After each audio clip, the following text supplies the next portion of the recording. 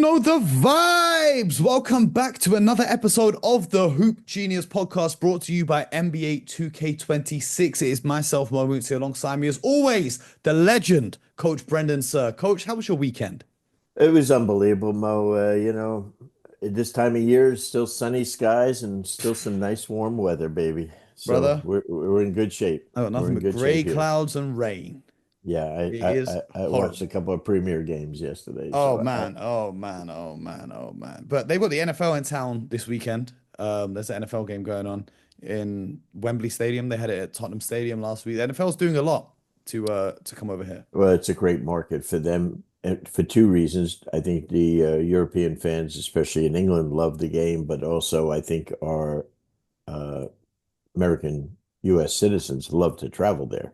Mm. So, you have the combination of, which is great. Yeah, and then of course the talk around NBA Europe League, which I'm sure we'll dive into in a Ooh, future episode. Let's not yeah. say I don't want to get in trouble by saying too much right now, Coach. You know what I mean? No, no, I've been reading a lot of comments this weekend, and our friends that are in the Euro League are getting a little sensitive now. Some of the guys are saying, sounds like it's interesting. We got to keep an open mind, and others are saying they're not going to come in here and take that. The NBA is undefeated Only when they time want will tell. when they want something, they get it. They Absolutely. are they are under Undefeated. they're Undefeated. coming there. They're coming there. Yep. It's But just it's not a whether question of you're if, it's coming, when.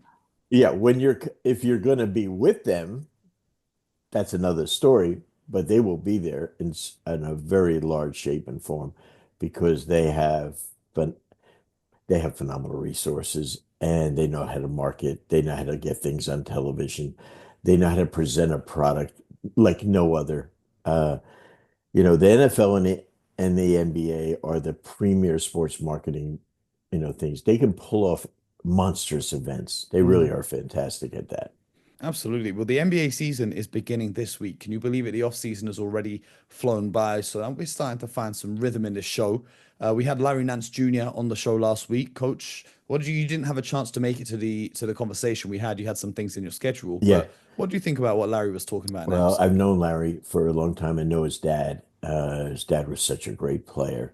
And ironically, one of my best friends here in the States, an absolutely incredible coach, Larry Shyatt, was Larry Nance Sr.'s coach at Clemson and then Junior's coach at Wyoming. Mm. How about that? Yeah, Same person, big head bit of coach. family.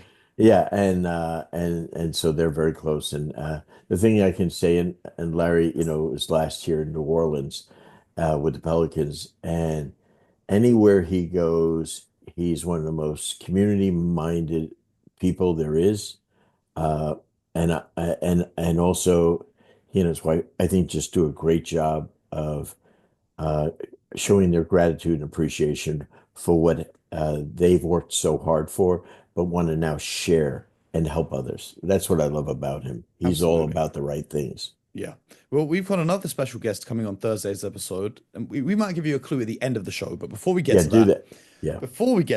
the season is starting very, very soon. So I thought it's only right we get into our predictions for this season. And as this show is brought to you by NBA 2K26, it's only right to let you know that NBA 2K26 have simulated the season, being the most realistic basketball simulation game in the world.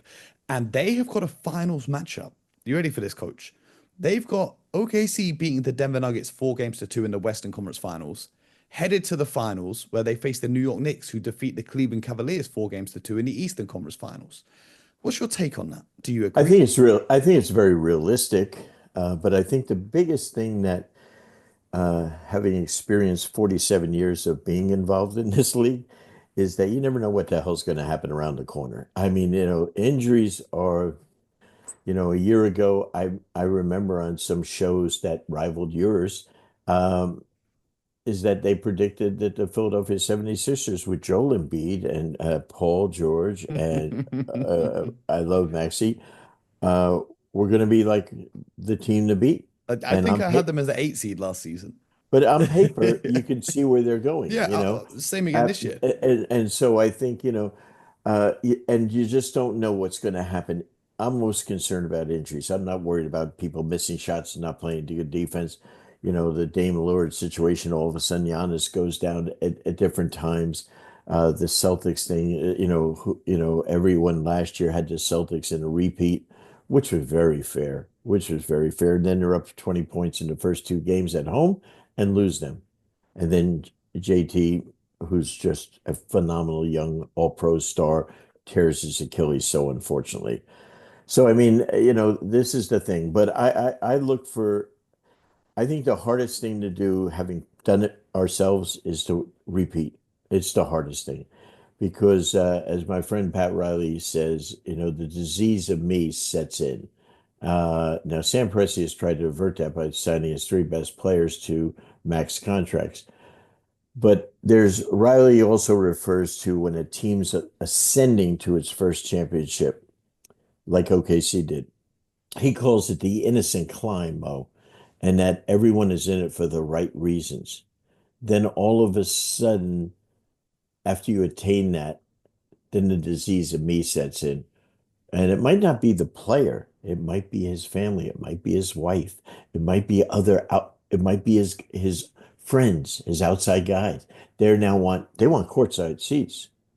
They didn't want to buy them. They just want courtside seats because they're friends with the best player. So all that stuff enters in. So I don't have OKC repeating, even though I think that, they have everything in place. I just don't have them repeating. I think the Houston Rockets are going to get to the finals. I think they've done a fabulous job, even with our guy Fred VanVleet out. And I just think that, you've said it, Amen Thompson, Kevin Durant, it could be a nice backcourt. Yep. That would be unprecedented. The Shepherd kid is going to be a very good player, and they have really good leadership down there from Ime Udoka as well as Raphael Stone. So I have a feeling that these guys are hungry down there, Hmm. and I Well, can see them getting there. well, who do you have coming out of the East? How do you want I to do this? You want to just I give me a have no finals damn matchup? I have no damn idea what's Well, happening in the East, but I'm saying I could see the Knicks doing it. But I think if you've never been to the final, Mike Brown has an advantage in that he's coached and won championships as an assistant coach, which is huge. So he knows the path to get there. Uh, but and I think they've improved their team. But I just think that it's a 7 game series are really hard to win. Um, so I think it's really undecided there. But I think it's fair to say that they could make it. okay, so let's frame it this way. If you had to Sure. rank your top three contenders from three to one, which three teams in the NBA are you looking at as championship contenders to win it all this Championship season? or each To win conference? it all, in the whole NBA.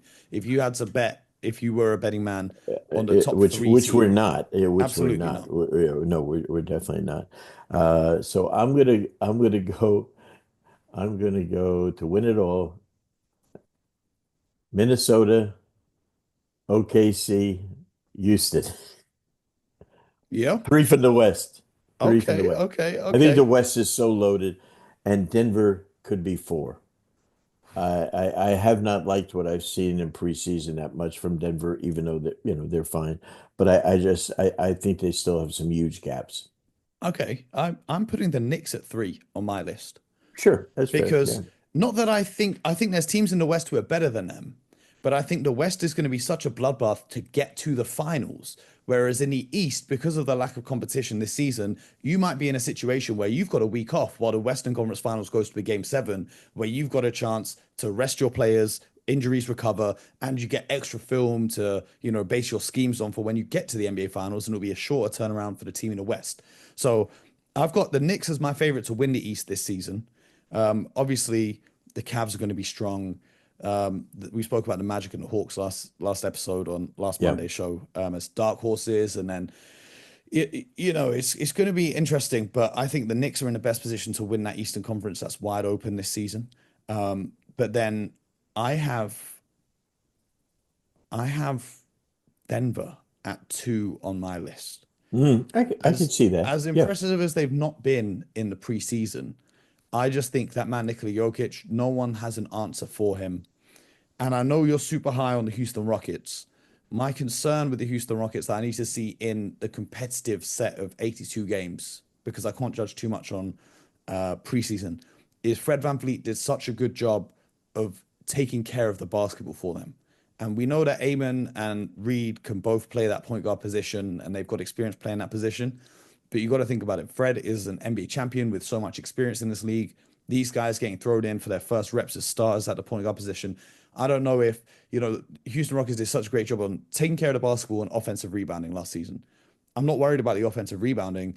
I'm more Sure. worried on the turnovers at that guard position. That's the only Oh, question mark I without, have that I need to see to believe. I'm not saying they can't do it. I just need to see it first. I think it's very fair. I think there's very fair.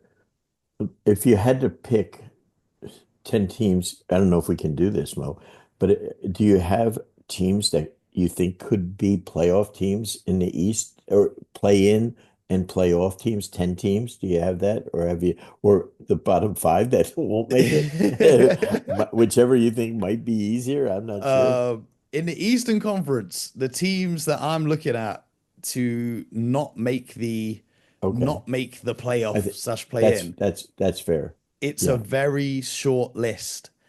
I'm I'm thinking that, outside of the Knicks, the Cavs, the Pistons, that's three, Magic, Hawks, that's five.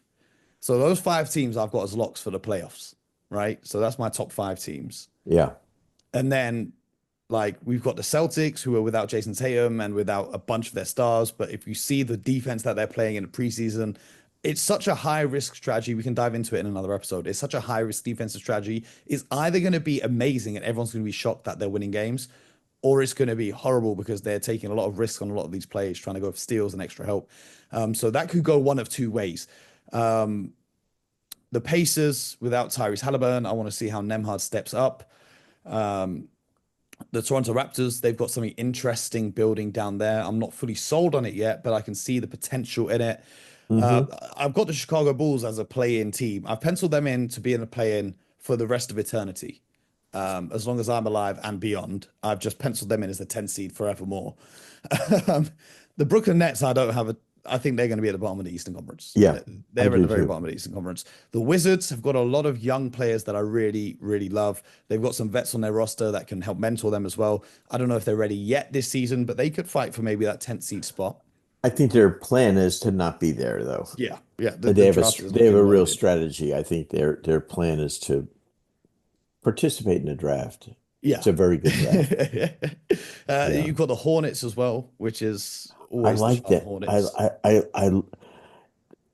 One word with LaMelo Ball, if healthy, will be one of the five most exciting players in the league. Oh, he's must watch. However, he only plays like half the I, games in a season, and I'm, that's the I'm problem. saying if he's healthy, I Yep. say Yep. asterisk. The But Bucks really fascinate me this season. They yeah, really fascinate me. I've got them as a playoff team, I guess, as maybe like the sixth seed. Um, so I think they'll be pretty strong. yeah. But the only two teams I guess I can say for sure is the Wizards and the Nets, and probably the Hornets. So I guess that's three teams that won't make it. Hmm. After that, it's going to be a dogfight for those playing spots, I reckon. I agree. I absolutely agree. Like the Sixers are impossible to predict. They've added Edgecombe. McCain's got another year experience. They've got Maxey. They've got Embiid. They've got Paul George looking to redeem himself this season. They could be really good, or they could all be injured and be really bad. We don't know. And I'm not sure what the protections are on their pick for this season's draft, but they might luck into another lottery pick if they get halfway through the year and everyone's out. But the East, I just think it's wide open. And as you say, injuries to any of these teams could be hugely devastated, especially if it's like a Donovan Mitchell, God forbid, or one of the top players for the Knicks, so on and so forth. That could derail some of the top teams that we're projecting to be in the Eastern Conference Finals. Yeah, I think you're right on. I think you're right on.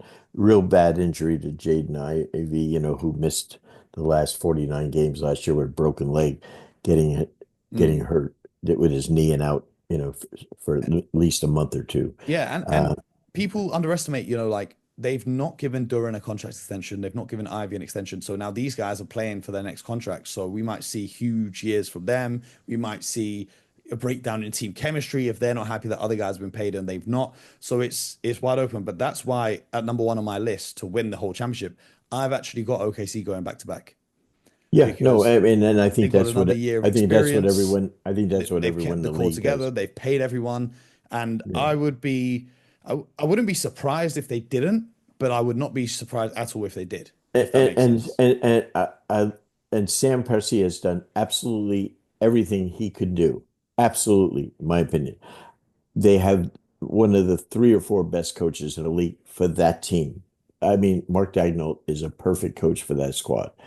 Uh, but one thing that happens when you do win, the internal pressure among players and coaches to repeat becomes so huge. You're the one creating the pressure yourself, not the fans, not the media, not your boss or owner.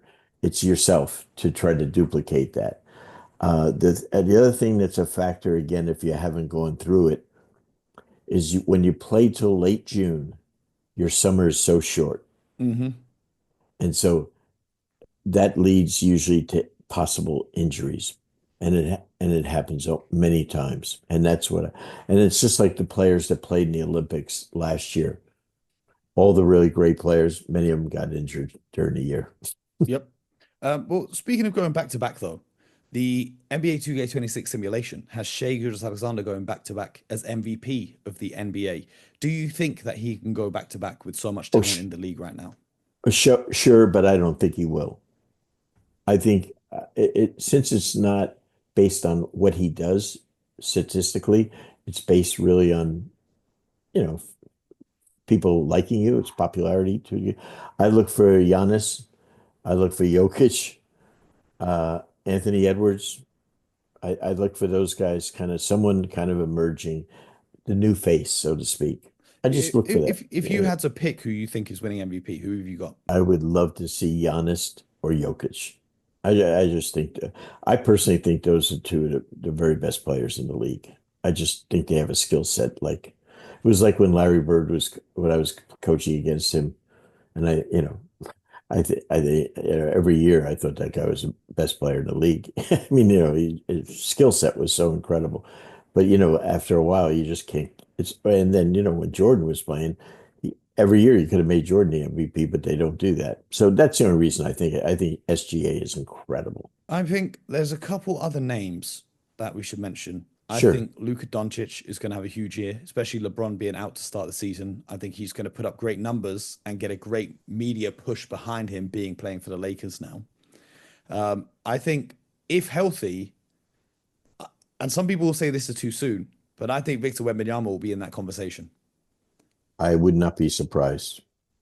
I love Wemby. I think he is just like when we saw him, before he was drafted, that we saw him like 10 months before when he came over and played G League night in Las Vegas, 2 games.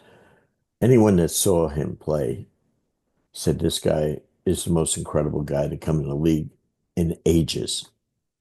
I agree with it. Now we're seeing it. Now his physically is maturing.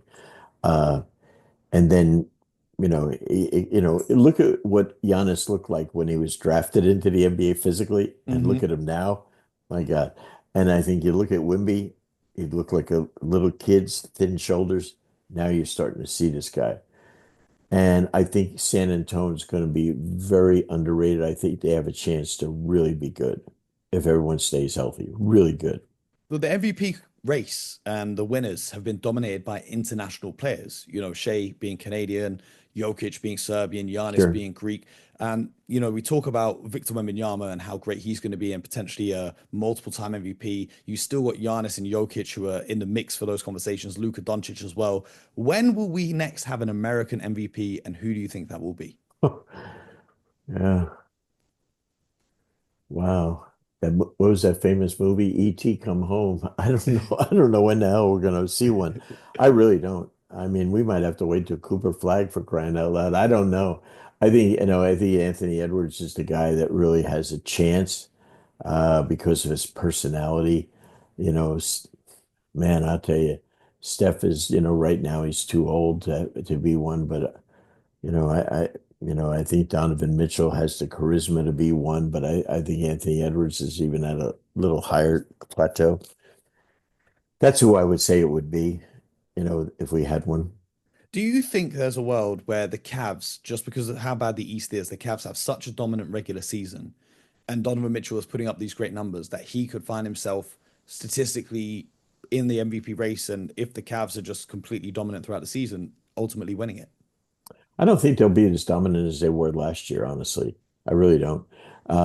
They had a couple of winning streaks that were unheard of, starting the season, I think 16-0 or whatever it was, very hard. I mean, I don't see something like that happening. And injuries have already creeped into their roster and stuff. So, I think, but I think, sure, that's a fair possibility.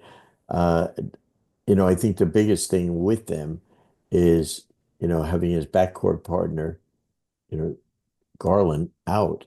Mm. And, you know, Ty Jerome won them a lot of games last year coming off the bench, and he's not there. But Lonzo Balls looked pretty good. Yeah, well, let's see Lonzo Ball stay healthy. Yeah. Yeah, Hopefully, I mean, fingers crossed, because yeah, he's really no, struggled yeah, throughout his career. yes, and that's the thing. When he plays, he's damn good as for a team because you Mm. can really defend and he knows how to play the position. For the Most Improved Player Award, the NBA 2K26 simulation has Amon Thompson winning, who we've spoken about at length in the previous episode last Monday.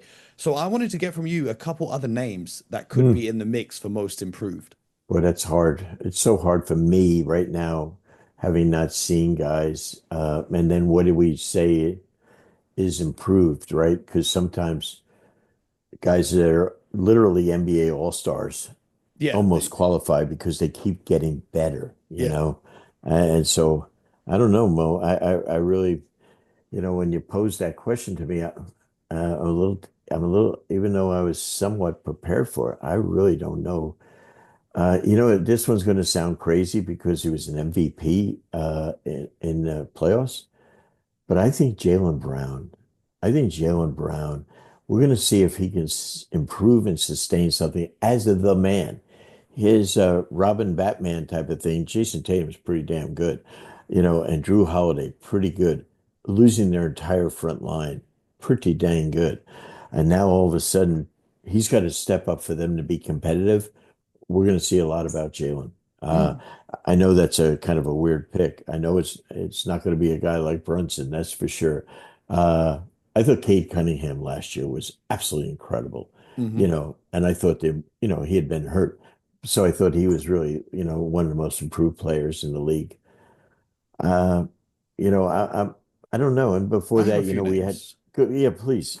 I think they've predicted Amon Thompson. I think Osar Thompson could be in the mix as well because he had some health issues last season, I was and just I going to think say he's got to stay healthy. yeah, Yeah. Amon's on a lot of people's radar, but Osar can really break out. I think Matas Pozuelos for the Chicago Bulls. I think he's primed and ready, and he's ready to run with that opportunity of the Bulls just being a bit bleh. So he could be in the mix as well. I think Reed Shepherd, after barely playing last season, if he's given that starting point guard role, he could also Sure. he could also go up there. And another guy, Benedict Mathurin of the Pacers, because there's no Tyrese Halliburton. They're playing them hard at the point, and Mathurin didn't get that contract extension that he wanted. I think playing for your contract and being on a team without their superstar, there's a lot of opportunities there for him to have some big scoring nights and really put himself at the forefront of people's minds now that they're watching more Pacers basketball. I love Canada. I love the players from Canada. And one thing about Benedict, no one has ever questioned his talent. It is off the charts. The thing that we look for is sustained consistency, being able to do that. And that is one of the things to really become a star in this league. You really have to do that on a night by night basis, not one out of three nights. So that'll be the thing that I want to see from him, given the starting role. Carlisle didn't even have tryouts. So my friend Rick just said, "Here you go. You're the starter." And that should help his confidence. So, yes, he has the ability. Yes, he's in a position to improve. Let's see if he can have consistency. Okay, well, the 2K simulation has Victor Wembanyama winning Defensive Player of the Year. The numbers on Wemby are insane. He led the league in blocks last season, despite his season ending at the start of February. He might be the third player, I believe joining, was it Marcus Camby and who's the other one in the last 20, 30 years to lead the season in blocks 3 years in a row. There's Wow. too many stats to mention, right? Is the Defensive Player of the Year award Wembanyama's every year if he's healthy? Yeah, except again, yes, Yeah. except they won't give it to him. Okay. But yes, okay.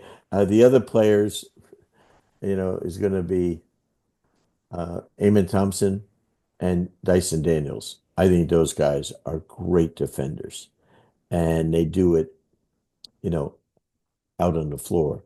So I really think those kids are incredible. But I think Wimby has a chance to really, on the defensive end, really reinvent the game in some aspects. Do you think that when it comes to the Defense Player of the Year award, big men are an advantage compared to defensive guards? Because you listed two perimeter defenders primarily in Sure. Dyson Daniels and Amon Thompson, but we've seen Abs historically, with the exception of, I guess, Marcus Smart a couple years ago, the Defense Player of the Year award is usually won by bigs in recent memory. Why do you think bigs have such an advantage when it comes to this? because of a couple of things, rebounds and block shots. That's it. It's not because they're playing good one-on-one defense in the post. No, they're coming over and they're erasing their teammates' mistakes. The only thing that gives Wimby a downside is that the style of play in the NBA is so much three-point shooting. It seems like everyone's shooting 40 three-pointers a night. They're scared to come in against him. So that's the Yep. only thing if I'm playing against him, we're not going to the basket and taking layup attempts if he's in that vicinity at all.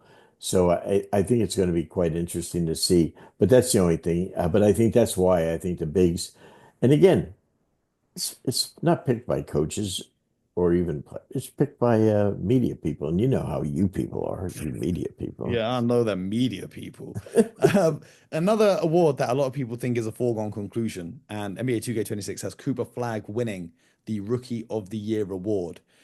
He's looked amazing in the preseason, not just on offense, but on defense too. With Kyrie Irving out injured, he's going to have a lot more responsibility than he maybe would have otherwise in terms of playmaking for that Mavericks team. I think them playing him at the point guard position as well could be very interesting for his career.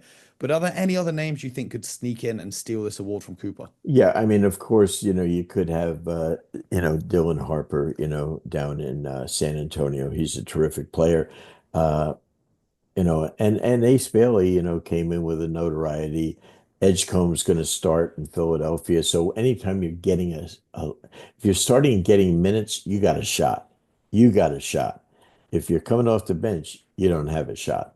So I think this, my opinion. So I think this is something that, is all of a sudden you get amazing credibility with the officials and from people around the league. When you're a starter as a rookie, it's so hard to do in this league. So I think that's the big advantage. So any of the rookies that establish themselves as starters, I think they have a real shot. As you are the coach of the coaches, the head of coaching you, Yes. I have to ask for your pick for Coach of the Year in the NBA this season. I'll tell you what, and this is not a commercial for the coaches association. We have so many great coaches in this league, and everyone's dealt a different hand.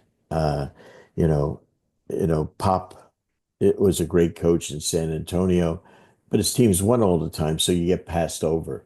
And so Mm. they take someone who's in a rebuild, and all of a sudden his team plays fairly well. He's the coach of the year, which is very valid. So I mean, it really is.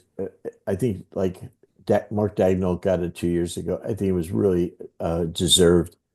But I think, when he had to win a championship last year was even harder, because everyone expected it because he had the best record in the league. So I think we have just so many people. We have a lot of young coaches in the league now. I think we're going to see some people emerge there.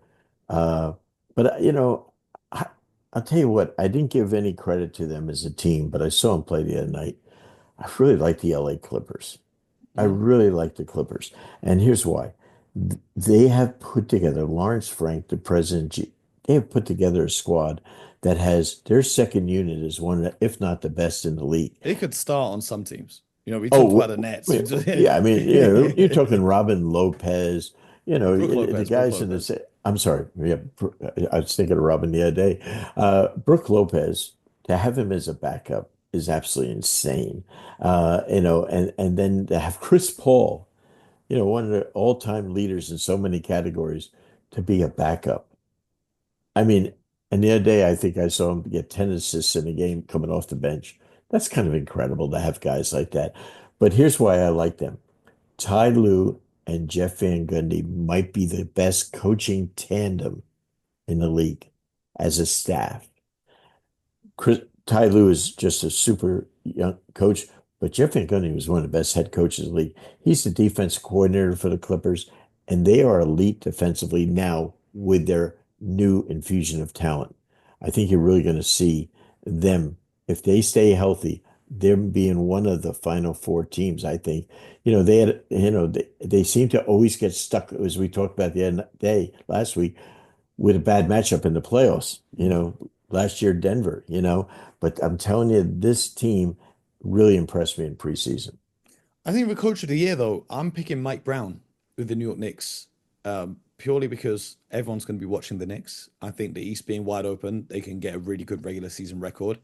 And, Tibbs, I think, is a great coach, but he has a lot of critics in the media and amongst fans and so on and so forth. And simply being the guy who steps into his shoes, I think Mike Brown is a pretty good bet for That, winning coach of the year. that's great. That's a great pick.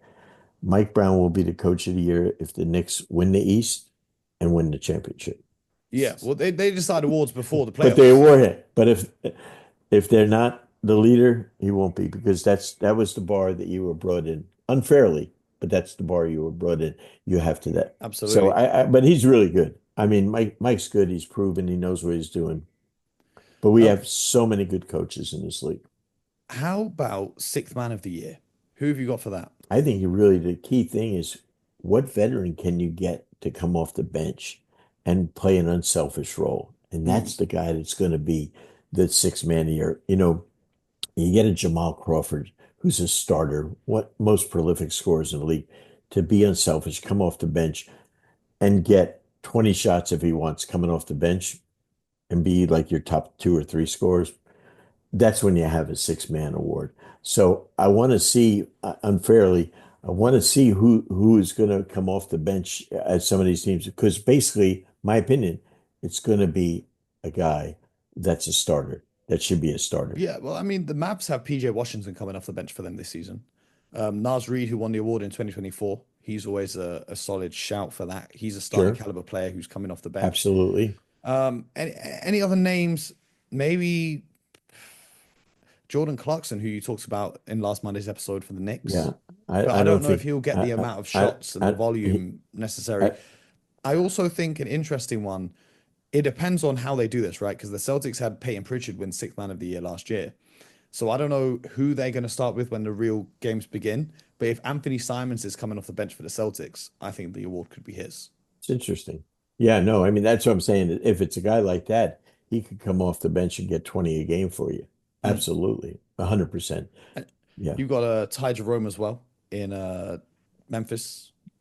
He's got hurt already. He's He's already hurt, out. man. Yep. This All is three of their point guards are out. Memphis, man. I don't know what's going on there. And a award that's not often spoken about, the Executive of the Year.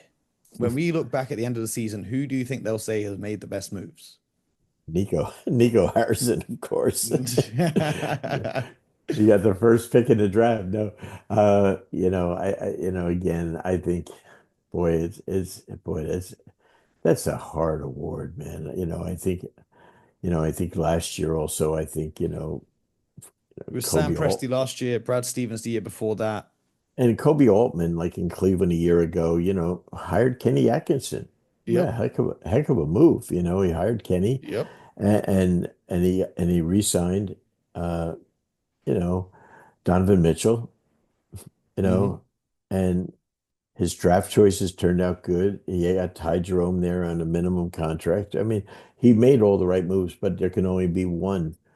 Uh, I think every year, I think it could be, many ways. If you asked the poll around the league of the owners, they would vote for Sam Presti and they would vote for Sean Marks, because they've accumulated the most assets for Yep. their future of Yep. their teams. Sean Marks, he's got an owner in Joe Tide that's willing to bite the bullet right now, still plays a sold out arena, and say we're getting this right for the future. Hmm. And he's got a highly, highly competent coach in Jordi Fernandez, the Olympic coach of Canada in the last Olympics, who can flat out coach, and he was Mike Brown's defensive coordinator in Sacramento. That is biting the bullet really hard. He's a very competitive Spaniard, and he's biting it hard, but he knows it's for his future. And I Hmm. think it'll pay off in the long run. I really do. They're getting awfully close. as far as with their cap space of what it could be next year, and the draft choices they've accumulated are absolutely insane. This show on Mondays, we're going to be doing recaps of everything that happens around the league. So that's our predictions for the season. But there are things that have happened around the league this week that we do want to Yeah, discuss. But starting with coaching, from obviously your coaching background, and people forget that, or they might not even know in the first place, that you were coaching the dream team at the Olympics for Team USA. Coach Eric Spoelstra has been named the new head coach of Team USA. I just wanted to get your thoughts on that. Eric Spoelstra is, every year he's coach of the year, in my opinion. He is that good. I've known Eric since he's 14 years old. He was our ball boy in Portland when we would go and play there. His daddy is maybe the Mount Rushmore of sports executives in the NBA. The best marketer ever in the NBA is John Spoelstra. And John was the president of the New Jersey Nets when Chuck Daly and I coached there. And as a side note, Eric was a terrific player at the University of Portland, and he ended up playing professionally in Germany. Hmm. And I went over to accept the job as the German Olympic coach for the 96 Olympics. And Eric Spoelstra met and took me around, and I ended up turning the job down. But Eric Spoelstra is so good at what he does. His humility is incredible, but his knowledge, his ability to coach people is so good. And that's what that job has to be. It has to be someone that can handle, can you imagine this? 12 corporations, Hmm. 12 guys that are basically the CEOs of their company. Can you imagine having how to handle LeBron, how to handle Steph, I mean, that's what you're dealing with. Yeah. And this guy, I mean, is the perfect guy for it. I think he will, having experienced now the World Cup and the Olympics, I think he's really ready for it. Being Steve Kerr's assistant has really provided that for him. And now, he'll have a couple of summers, including a World Cup, to get them ready for the thing. Los Angeles will be the game. Like Paris, all the NBA stars wanted to play in it. In LA, they're going to be fighting and tripping over each other to try to Hmm. play on it. Hmm. A good thing to have, but also a hard thing to manage. Yeah. Well, like Eric can do it. hopefully better than Steve Kerr. With the Stop way that. that he Stop handled. that. He's one of my coaches. Stop that. Hey, listen, listen. You see the jersey right behind me, Mr. Jason Tatum. The way they handled Jason Tatum during that Olympic run, I just think there was better ways to do it. And it's not like they dominated the whole Olympics on their way to winning. They won by the skin of their teeth. So justice for Jason Tatum. But the key player for Team USA, Kevin Durant, who, after the last Olympics, everyone says, oh, well, the next Olympics, the USA is not going to have these old guys. Well, KD's still playing. And today he signed a 2-year contract extension. So the Olympics is in what year? 2028? Hey, 2028? Maybe KD's still playing by then because he signed a hey. $90 million deal today to keep him playing for a total of 3 more years on his contract as it stands. Yeah, I think KD and Carmelo Anthony may be the two best players we've had that Yep. I've seen for USA basketball. The best player on the Dream Team was not Michael. It was Charles Barkley. He was unguardable. They'd never seen anything like him over there. Michael's unstoppable, but Michael had to be a point guard. He had to be everything, but Charles was just unbelievable. And the only thing that we were hoping for was Charles wasn't going to punch anyone, in the games or anything. But I think some guys are just made for the FIBA game. Barkley, Carmelo, Durant. I think those guys are. So I think I would not put past KD wanting to play. He's going to try to hoop it up. I don't care how old he is. He'll want to play in LA, He and loves the he'll game. and he'll fill it up too. I don't care who's Absolutely. on the team. He'll fill it up. And it's going to be a real change in the guard player wise, talent wise. I think, but we're going to have a nice squad still, a nice squad. Speaking of KD, he took a 30 million discount on this contract extension. He was eligible to sign for 120 million, but he took 90 million.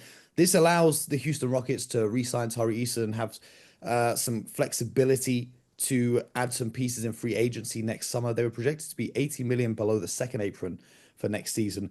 But what's crazy about this, right, is Kevin Durant, with this contract extension, has now surpassed LeBron James in career earnings in NBA history. How He's about at that? 598.2 million. LeBron's at 583.9 million. KD still has 3 years and 144.7 million left on his contract.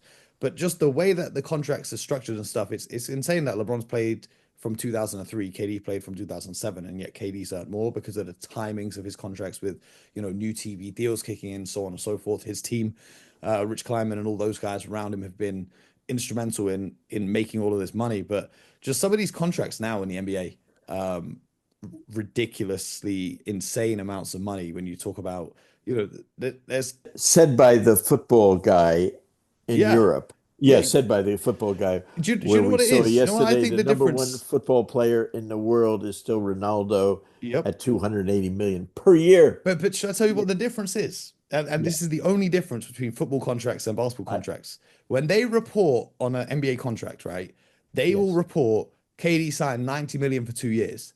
When they report on football contracts, they will say this player has signed for 200K a week. And most people don't do the maths of what 200K a week really means. Do you know what I Right. mean? Like Yeah. it's literally just the phrasing of how the I, contracts are I did not reported. know that. That's Yeah, cool. so it's like um a player is signed for this much a week, and then yeah, they're making like That's what isn't that they're crazy? making 10.4 million a year, but even that doesn't touch. That's like a mid-level NBA salary, and that's a good football salary. But um, KD on the But Rockets, we I think use I think if I can interrupt you on yeah, KD, yeah. the first and second apron, which is salary cap terminology for the whole team, this is going to affect the players' contracts going downwards. Hmm. Otherwise, you put yourself in a position that the Celtics had gotten into where they went over that they can't make any roster moves. Hmm. So you're going to see things like that for the good of the team. And frankly, if you have a player like KD who really he's a single guy, he loves the hoop, and and if you say, you can make 45 million a year, or you can hold out for this, that means you don't want to win, and then you're a free agent next year. We really can't go forward then if Hmm. you're not willing to do that. So he's a great teammate, a great team player, and that's why Rich Kleiman is incredible partner, and him do things like that. And that's where again Raphael Stone is a real star in what he's doing, juggling this incredible operation that they got in Houston now with a highly ascendant talent rate. Coach, have you watched any of the Starting Five show on Netflix? I have not, but I know it's on there. I'm prepping for this show. I haven't had a They're chance they're yet. following Kevin Durant, so it could have been part of your prep. You could have blagged it as that you were doing some work when your wife asked what you're doing. You could have said that this is research, Okay, but it is really good. They're following Kevin Durant. They've got James Harden, Jaylen Brown, Shai Gilgeous-Alexander, and Tyrese Halliburton, which was really fortunate for them that those two guys went to a game seven of the NBA Finals, and it's two of the guys that they great. picked. I watched the first episode, really interesting, really insightful, and you get to see just how much, especially guys like KD, love the game of basketball. So that's Yeah. definitely worth a watch for No, yourself and all our I listeners. love those shows and all the sports that they do them in, and Netflix. Those people do an incredible job. Omaha Productions was probably involved in this. I don't know. Uh, I think it was just Uninterrupted that made Starting Five. So that's LeBron's company. LeBron, Mm. He was in interesting. season one. So, um, other news from around the league: Malcolm Brogdon retired in news that was somewhat surprising to a lot of people. It was hilarious the way that me and BJ would always laugh about this. Whenever we post the video, immediately after something that drastically changes the content of the video goes wrong. So like we posted the video on social media talking about the Knicks off-season moves, and I'm there chirping up like, "Oh, Malcolm Brogdon as well, great addition." And 30 minutes after I posted that video on Instagram, I get the notification that Malcolm Brogdon has retired. But Malcolm Brogdon, a very solid NBA career, very solid NBA player, and great guy off the court. Yeah, no, I mean, I'm really surprised. The only thing I can think of is maybe he saw that his body wasn't reacting, because he wanted to live in New York. He wanted to experience playing in New York every time, which is it's a bucket list type of thing to be in the Garden for Hmm. every home game that you have. It's surreal almost, and with a good team, it's even better. And so I'm surprised. The only thing I can think is that it's probably physically really, uh, he's not at his best, and knew he wasn't really going to play at all. That's the only thing I can think of. but I don't know anything. Well, shout out to Malcolm Brogdon every time, six man of Oh, the year winner a absolutely. couple years back. Fantastic player. Another fantastic player that got signed this week, Russell Westbrook, year Yeah. 18, signing with the Sacramento Kings. A lot of people have a lot of things to say about Russell Westbrook. We've spoken about Russell on this show over the years. I know people are searching for footage of what we'd say about Russell Westbrook, but the thing about Russ is he loves to compete and he loves to play hard, and I think that's valuable to any team. And that's what I will say on that. I love him. 18 years, I mean, the thing about him is MVP, triple double. I mean, him and Oscar Robertson and the word triple double are synonymous. Uh, this guy competes every night, but he's a first ballot Hall of Famer. I just think, whenever you can add a really great person, a great competitor, and someone that can really show the young players on your team what it takes to be great in this league, that is a huge asset for a team. So kudos to the Kings. Absolutely. Coach, was there any other news from around the NBA this week that you wanted to catch up on just before the season begins? Jeez, no, is this a trick question? No, no, no. No, good. Anything else that's caught your eye? No, I think the biggest thing is that I always worry about in the preseason the injuries that occur because I think I don't have any medical reasons why it happens, but I think the big thing is that players go from, at the end of the season, they don't most of them don't play. They just work out with their trainers to stay fit and also to work on their offensive game. And now all of a sudden you get thrown into an NBA preseason game or something, and the intensity is off the charts. You're playing defense for the first time in 5 months, Hmm. uh, and your body is asked to do things. And I hate when guys get hurt in the preseason. It's unfortunate. It's one of the worst things in all of sport. Your football, my football, basketball, anything, any team sport. I just hate when guys get Well, hurt because we don't see their athletic greatness. I don't know if you saw this thing kind of random. Did you see in China they developed a glue that can fix broken bones within 3 hours? No comment of us. No Right? comment So about. if they can repair a broken bone in 3 hours, right? I just think that in like 20, 30 years from now, we're going to live in a world where guys get injured, go to the locker room, they get whatever the hell that has been developed, and they just come back out for the second half. How about that? Like it's going to be a wild reality that we're living in. Coach, We'll have to get one of those guys from China on to talk about that. That'd be I'm good. gonna have to get him on to fix my knees. How about that? Maybe I'll make it to the league finally. Finally, okay. Coach, when you were coaching in the league, did you have any superstitions, any traditions before the season got Ab- underway? Absolutely, yeah. Well, once it really, the first game and everything, back then we had to wear suits, and stuff every game. No more this casual attire, which I absolutely love to be able to coach in. But you're out there.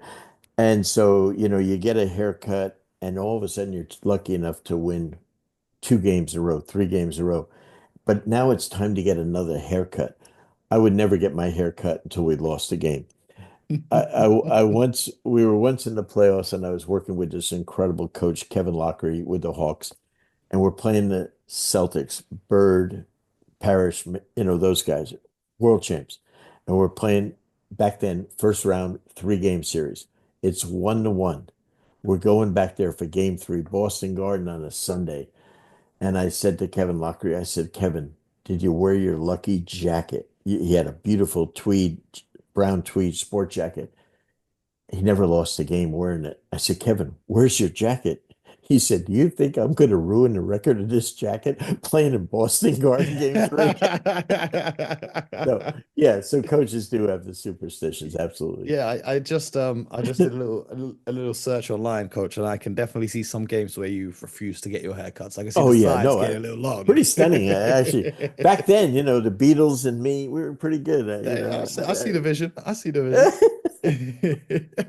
Well, the season gets underway this week. I'm super excited for it. It's going to Me be too. non-stop action, and we are going to be bringing you everything you need to know from around the world of the NBA every single Monday. And every Thursday, we have some very special guests. Now, coach, are we going to give them a clue as to who this week's guest is? I'll give them a tiny one, Okay. very tiny. In my many years of coaching, I coached him. So that narrows it down to about 10,000 players. On 6 teams, on 16. But I also coached two NBA All-Star games and the Dream Team. So Oh, so there's more pretty good. we We're talking high talking some level pretty, hoops. we're talking 29 NBA. Another clue. I have 29 players I've been fortunate enough to coach that are in the Basketball Hall of Fame. Oh, it's week 2 of the season, coach. Are we getting Hall of Famers on the show already? He's a Hall of Famer. Ooh, I guess you guys better set your alarms for Thursday, 7 p.m. UK time because you do not want to miss Uh, this episode. I promise you, it's absolutely, having the chance to talk to legends like Coach Suhr and also some of his friends that come on the show is beyond belief. So please do subscribe to the show so you don't miss the episode. Turn on notifications so you get notified. It's only 2 episodes a week now, but the value of these episodes and what yeah, you're going to hear. It's off the scale. It's off the yeah. charts. So stay locked in. Coach, I appreciate you as always. Have a great Thank you. week. We'll be Thank back you. next Monday to talk more NBA and we'll talk throughout the week as the season gets rolling. And for my fans in the UK, tune into the Celtics Knicks on Friday night. You might hear something good. That's all I'll say on that. Until next time, subscribe to the show and get buckets.